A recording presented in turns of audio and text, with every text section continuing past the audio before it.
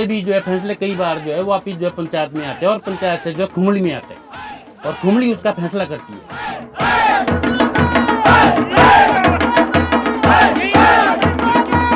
जैसे विधानसभा में होता है ना जी, वैसे ही ये पंचायत गांव की खुमड़ी है। ठगड़े बैठते हैं इसमें और फिर ठगड़े फैसला करते हैं।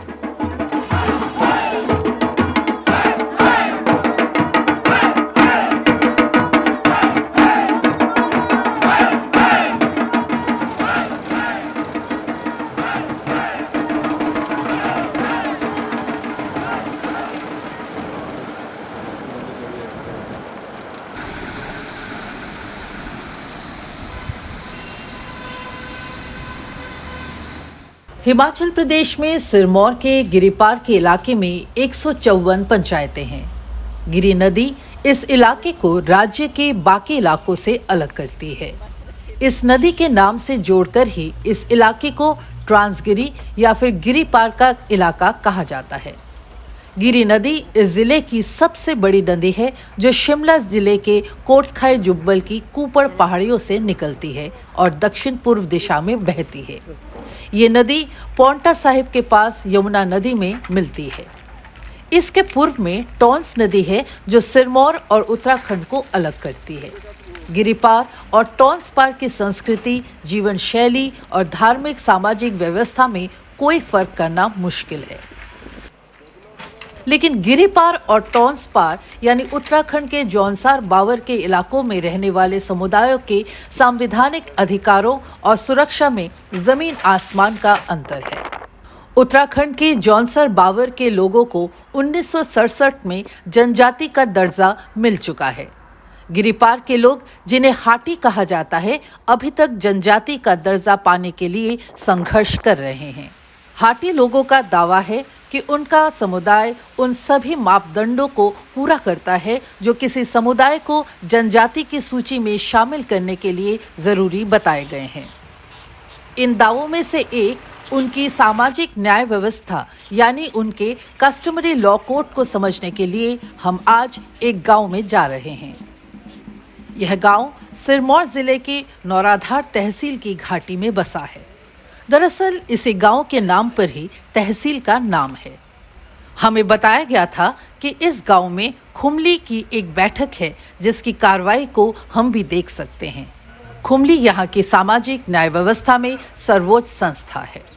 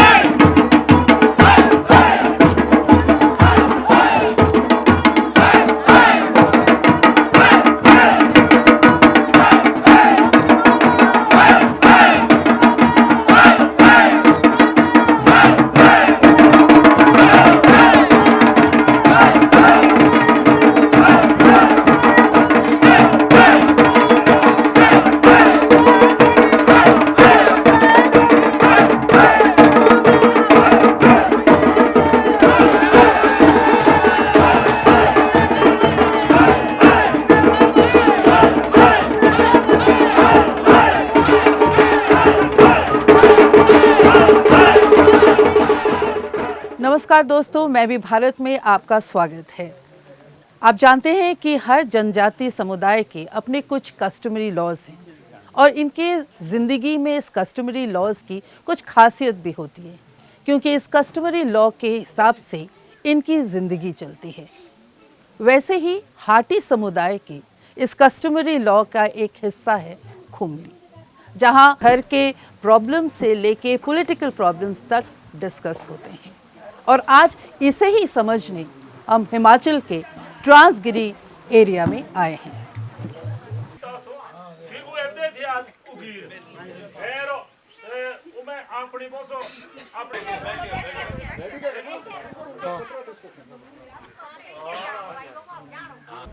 आज की खुमली में कोई व्यक्तिगत या गांव का विवाद नहीं था, बल्कि समुदाय को जनजाति का दर्जा दिलाने के लिए चल रहे संघर्ष पर ही चर्चा हो रही है।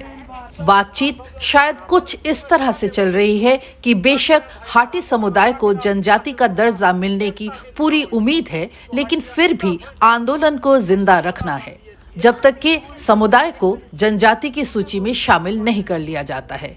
दरअसल इस आंदोलन के दौरान आयोजित जनसभाओं को गैर राजनीतिक रखने के लिए उन्हें महाखुमली का नाम ही दिया जा रहा है, क्योंकि खुमली इस समाज की न्याय व्यवस्था भी है और नियम भी तय करती है।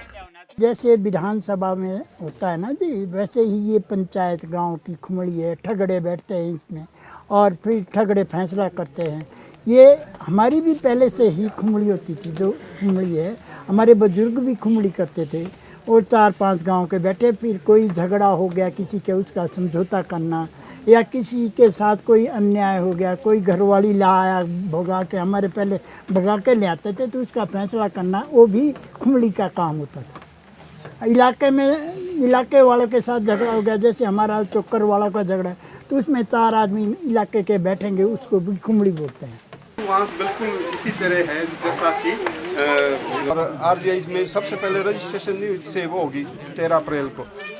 50% से आगे जो 90% है। खुमली के मुख्य पंचों को ठगड़े कहा जाता है, यानी कि ये वो लोग होते हैं जो अपने कुटुंब या कुल में सम्मानित व्यक्ति होते हैं। गांव के कुटुंबों को समान प्रतिनिधित्व देकर खुमली का गठन होता है। खुमली में जब कोई अपनी फरियाद लेकर आता है तो ठगड़े मामले की सुनवाई करते हैं। इस दौरान गांव के लोग भी खुमली में मौजूद रहते हैं। यहाँ पर फरियादी अपनी तरफ से सबूत और गवाह पेश करता है। उसके बाद ठगड़े मामले की छानबीन के लिए चर्चा करते हैं। इस काम में गांव के बुजुर्गों के अनुभव का इस्तेमाल भी किया जाता है। जैसे हमारा गांव है ना, हमारा गांव 5 मोहल्ले है, उसमें 5 ठगड़े होते थे। 5 ठगड़े को बुलाया जाता था और 5 ठगड़े फिर अपने बेड़े के, मतलब जैसे मेरे मैम मोहल्ले का 2 और ले गया, 2 दूसरे मोहल्ले वाले ले आए, वैसे ही हम उसको खुमड़ी बोलते थे। और जब इलाके वाले की बात चलती है खुमड़ी की, तो हमारे इलाके वाले क्या ऐसा होता है, जैसे चोकर से 4-5 चोकर से आगे 4-5 नौरा से हो गए, 4-5 मानल देवा मानल से हो गए, खुमड़ी होती थी। हमने पाया कि हाटी समुदाय की ये सामाजिक न्याय व्यवस्था नागालैंड के ट्राइबल समुदायों के कस्टमरी लॉ कोड से काफी मिलती जुलती है। नागालैंड में भी लगभग इसी आधार पर विलेज काउंसिल का गठन होता है। वहां गांव, कुलों या कुटुंबों के हिसाब से अलग अलग खेल में बटे होते हैं। विलेज काउंसिल में हर कुटुंब से प्रतिनिधि को लिया जाता है। नागा सामाजिक न्याय व्यवस्था में पारिवारिक विवादों से लेकर गांव की सीमाओं तक के विवाद आते हैं।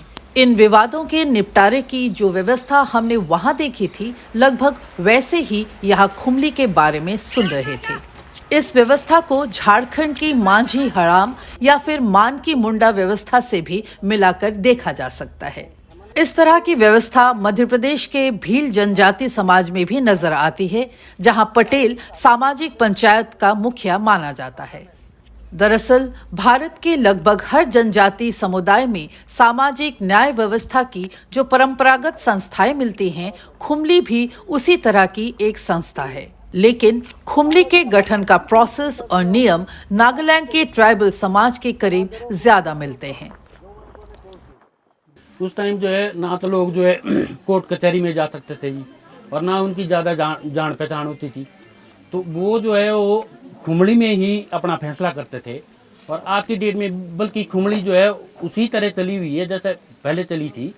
और इवन की कोर्ट से भी जो है फैसले कई बार जो है वापिस जो है पंचायत में आते हैं और पंचायत से जो है खुमड़ी में आते हैं और खुमड़ी उसका फैसला करती है।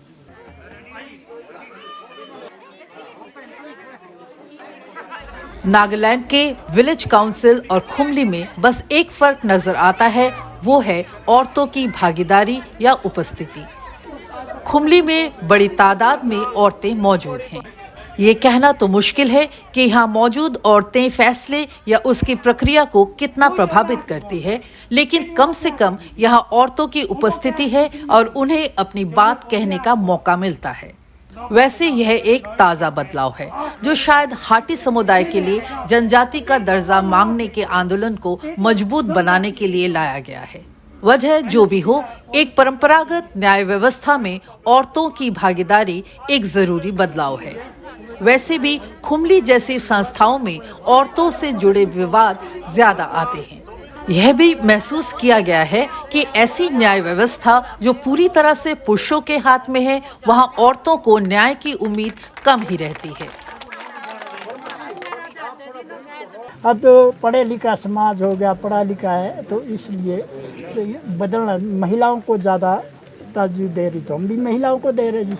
अब महिला ठगड़ी बना रहे, घर में भी ठगड़िया रहती हुई है, ठगड़ी जी करे से घर में भी प्रेशर और खुमली में भी प्रेशर आ गया है।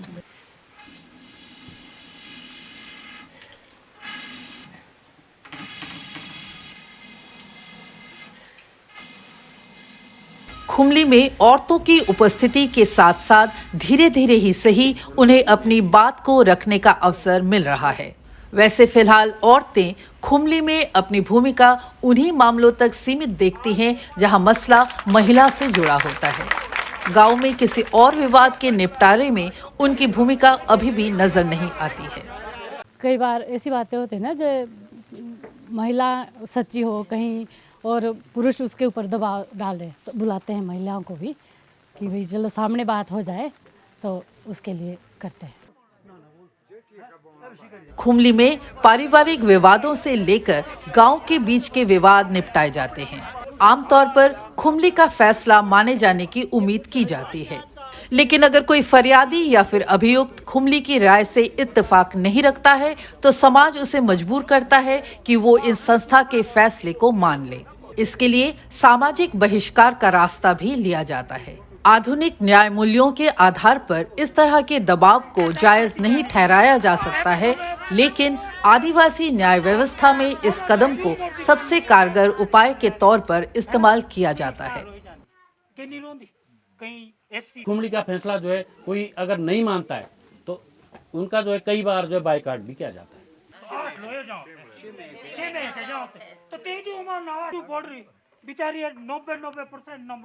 जनजाति का दर्जा मांग रहे हाटी समुदाय ने खुमली के जरिए अपने आंदोलन को भी मजबूत किया है, लेकिन यहाँ के लोग मानते हैं कि ये राजनीतिक नहीं बल्कि एक सामाजिक मामला है, क्योंकि जनजाति का दर्जा सिर्फ क्षेत्र के विकास से जुड़ा मसला नहीं है, बल्कि ये समुदाय की संस्कृति और जीवन शैली को बचाने की चुनौती भी है। इसलिए खुमली में हाटी समुदाय को जनजाति का दर्जा देने की मांग पर विचार पूरी तरह से जायज माना जा रहा है। मैडम, जो हमारा ये हाटी का मुद्दा है उसमें हमने जो है बिल्कुल नॉन पॉलिटिकल इश्यूज है ये, और मैं यहाँ पे इतने सारे लोग इकट्ठे हुए हैं, ये मतलब इस हिसाब से नहीं है कि भाई ये पार्टी बेस पे भी ये जो है फॉर एवर है 1% भी नहीं। ये सिंपल जो है इसलिए आए हैं कि भाई अगर हमारे को जनजातीय जो दर्जा मिलता है तो हम उसके लिए जो है लड़ने तड़ने के लिए हरदम तैयार रहेंगे और हर चीज के लिए तैयार रहेंगे। गिरिपाल के क्षेत्र में हाटी समुदाय की सामाजिक न्याय व्यवस्था कुछ मामूली बदलाव और अपवाद के साथ जिंदा है, बल्कि जनजाति का दर्जा देने की मांग से जुड़े आंदोलन ने इस संस्था को और भी मजबूत बना दिया है। इस संस्था का गठन, मामलों की सुनवाई और फैसलों पर पहुंचने की प्रक्रिया की तुलना देश के अलग अलग आदिवासी सामाजिक न्याय व्यवस्था की संस्थाओं से मेल खाती है। जैसा हमने पहले भी कहा है कि नागालैंड के ट्राइबल समाज की न्याय व्यवस्था और खुमली में नाम को छोड़ दे तो कोई भी भेद नहीं किया जा सकता है।